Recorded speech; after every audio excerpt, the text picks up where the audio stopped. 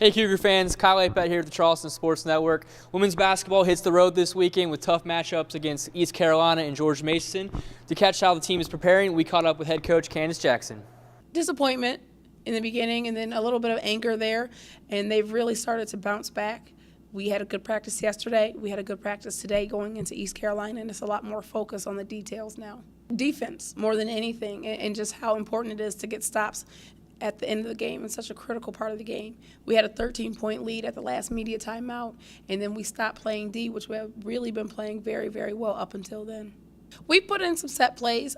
Every day I try to add a little bit more in, but I don't want to do too much going into conference season.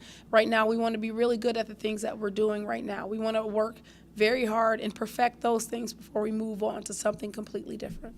They're going to be tough, and I already told them that the season is here, and it's not going to get any easier. Each game is going to be better than the game before, and so on and so forth.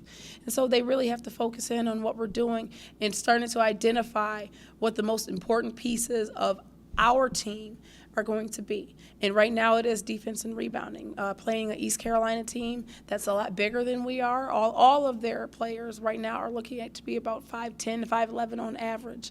And that's something that we haven't seen yet this season, which will be really good for us.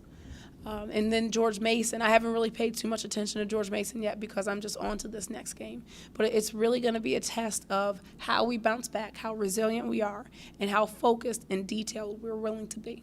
We want to wish the Cougars luck this weekend as they hit the road with matchups against George Mason and East Carolina.